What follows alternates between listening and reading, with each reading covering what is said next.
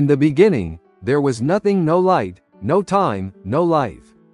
Just a vast void, formless and empty. But from this cosmic silence came the voice of God, the creator of all things, who would speak life into existence. This is the story of the beginning of everything, as told in the opening chapters of the Bible, Genesis chapter 1 and 2.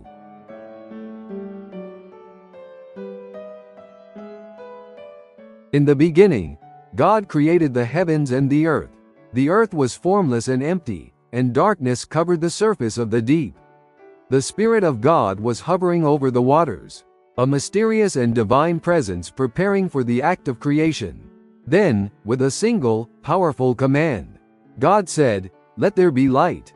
And light burst forth into the void, illuminating the darkness for the first time in all of existence. God saw that the light was good, and he separated the light from the darkness. God called the light day, and the darkness he called night.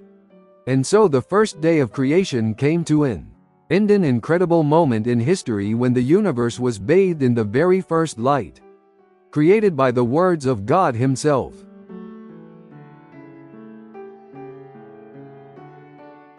On the second day, God spoke again, continuing his masterpiece. He said, "Let there be an expanse between the waters, to separate water from water." And so God created the sky, the firmament, a vast expanse that divided the waters above from the waters below.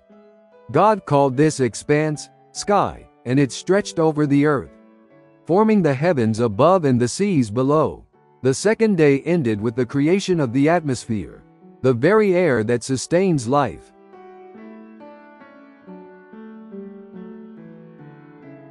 Then, on the third day, God said, "Let the water under the sky be gathered to one place, and let dry ground appear." And it was so. The waters receded, and dry land emerged for the first time. God called the dry ground land, and the gathered waters he called seas. And God saw that it was good. But he wasn't finished yet. God said, "Let the land produce vegetation, seed-bearing plants and trees on the land that bear fruit, with seed in it, according to their various kinds." And the earth burst into life. From barren soil, the earth blossomed, with every kind of plant, from the smallest blade of grass to the tallest tree. Life had begun to take shape. And so, the third day came to a close, with God's creation flourishing under his divine will.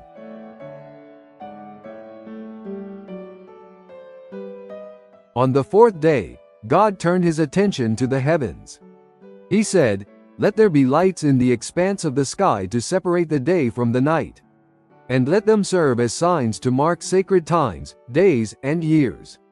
And God made two great lights, the greater light to govern the day, and the lesser light to govern the night. He also made the stars. God set them in the sky to give light to the earth, to govern the day and the night, and to separate light from darkness. This is how the cycles of time, days, months, and years were set into motion. And God saw that it was good.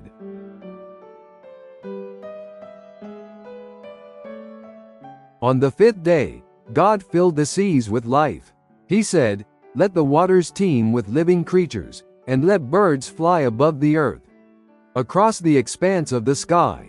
And the oceans swarmed with fish of every kind, small, great, and everything in between. In the sky, birds of every color and shape soared, filling the heavens with the wonder of flight. God blessed them, saying, "Be fruitful and increase in number, and fill the water in the seas, and let the birds increase on the earth." And so the world began to teem with life, both in the seas and in the skies. The fifth day ended with the world alive with God's creation.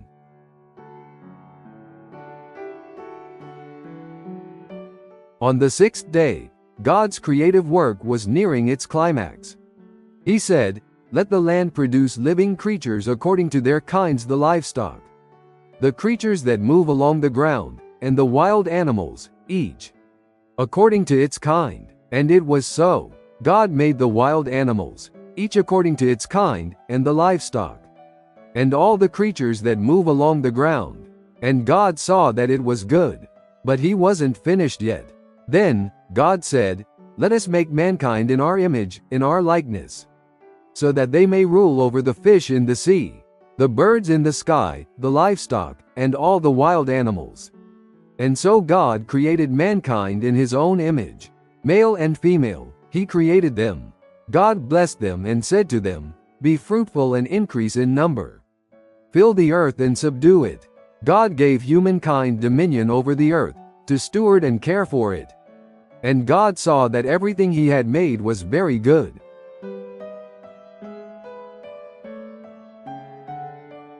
On the seventh day, God had completed his work of creation. And on this day, he rested. He blessed the seventh day and made it holy, because on it, he rested from all the work of creating that he had done. And so the heavens and the earth were completed in all their vast array. From nothing, God had brought forth everything: light, land, sea, sky, animals, plants, and finally, human beings, made in his image. Creation was a reflection of his divine power, beauty, and love. The story of creation, as told in Genesis chapter 1 and 2, reminds us of the wonder and majesty of the world we live in. Every element of creation, from the stars in the sky to the breath in our lungs, was designed with purpose by a creator whose power is limitless. And so, the story of creation is not just a tale of the past, but a reminder of the beauty and order that continues to govern our world today. From the first spark of light to the breath of life in humankind, the story of creation is a powerful reminder of the beauty and wonder of our world. As we reflect on this timeless tale, may we never forget the majesty of the Creator behind it all. Thank you for joining me on this journey through the first pages of the Bible. If you enjoyed this story and want to hear more incredible accounts, be sure to like, subscribe, and hit the notification bell so you never miss an episode.